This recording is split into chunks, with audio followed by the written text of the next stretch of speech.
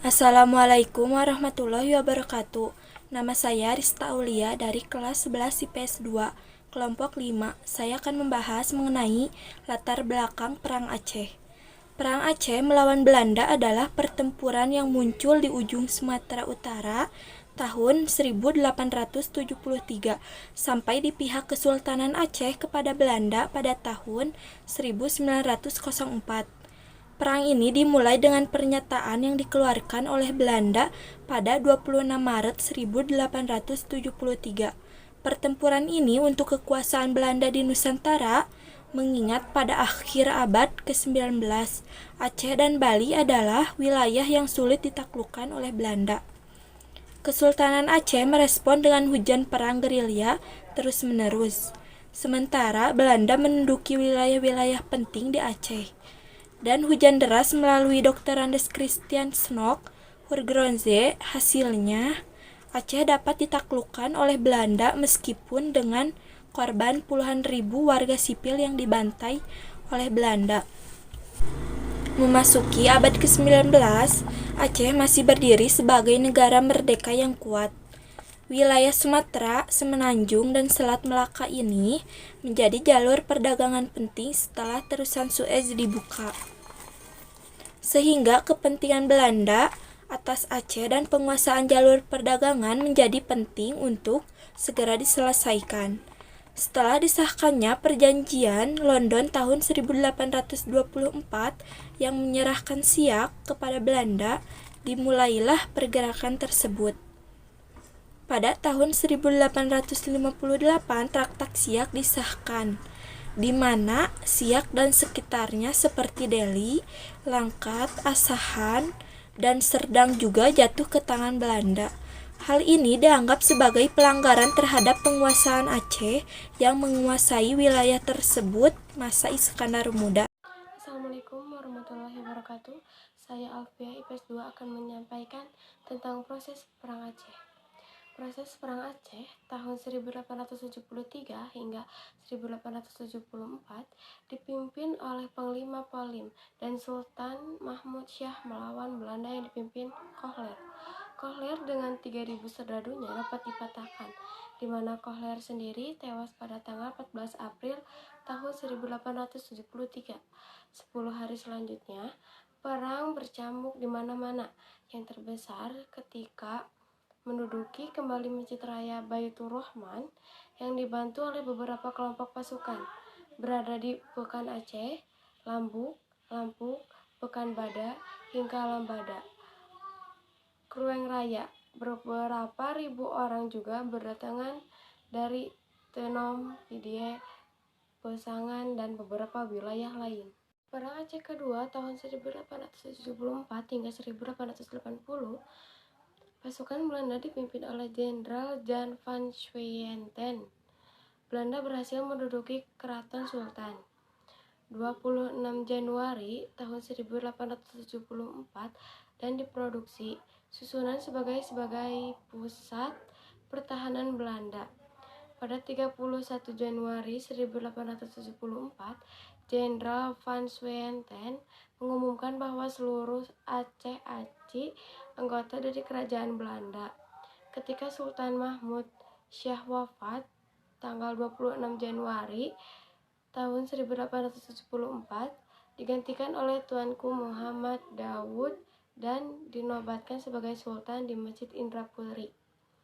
Perang pertama dan kedua ini adalah perang total dan frontal, di mana perintah pemerintah masih berlanjut mapan, meskipun ibu kota negara berpindah-pindah ke Umala Dalam, Indapuri, dan ke tempat-tempat lain. Perang ketiga tahun 1881 hingga 1896, perang dilanjutkan secara gerilya dan dikorbankan perang fisabilillah, di mana sistem perang gerilya ini dilangsungkan hingga tahun 1903. Dalam perang gerilya ini, pasukan Aceh di bawah Teuku Umar bersama Panglima Polim dan Sultan. Pada tahun 1899, ketika terjadi serangan mendadak dari pihak Van der Dusen di Melaboh, Tuku Umar gugur. Tetapi Cutnya dan istri Tuku Umar selanjutnya tampil menjadi komandan perang gerilya. Perang keempat tahun 1896 hingga 1910 adalah perang gerilya kelompok dan perorangan dengan perlawanan, penyerbuan, penghadangan, dan pembunuhan tanpa komando dari pusat pemerintah kesultanan. Terima kasih. Assalamualaikum warahmatullahi wabarakatuh. Nama saya Dari Fashion Gustan dari kelas 11 IPS 2. Di sini saya akan menjelaskan tentang strategi perang kerajaan Aceh dari pihak kolonial.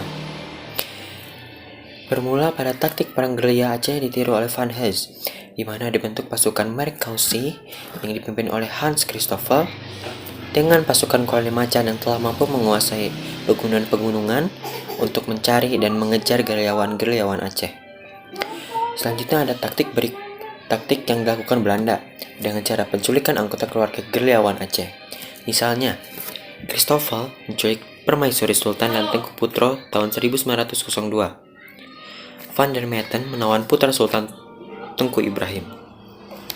Akibatnya Sultan menyerah pada tanggal 5 Januari 1902 ke Sigli dan berdamai. Van der Metten dengan diam-diam menyergap Tengsi kembali. Panglima Polim dapat meloloskan diri, tetapi sebagai gantinya ditangkap putra Panglima Polim, Cut Porede, saudara perempuannya, dan beberapa keluarga terdekatnya. Akibatnya, Panglima Polim meletakkan senjata dan menyerah ke Lauk Semawe pada Desember 1903. Setelah Panglima Polim menyerah, banyak penghulu rakyat yang menyerah. Banyak penghulu rakyat menyerah ini diikuti oleh jejak Panglima Polim. Taktik selanjutnya, pembersihan dengan cara membunuh rakyat Aceh yang dilakukan di bawah pimpinan Godfried Conrad Ernst van Dalen yang menggantikan Van Hesse seperti pembunuhan di Kota Aren 14 Juni 1904, di mana 2.922 orang dibunuhnya,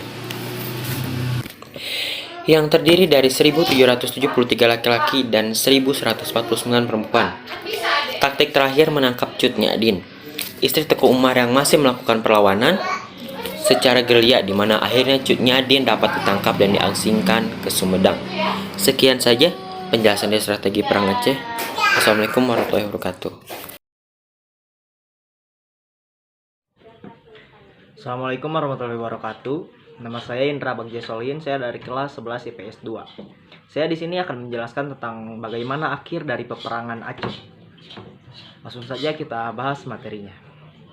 Setelah kematian beberapa pemimpin Aceh seperti Teku Umar dan Teku Ditiro, Sultan Alauddin Muhammad Daud Shah dan Panglima Polim memutuskan untuk berpindah-pindah supaya tidak bernasib sama.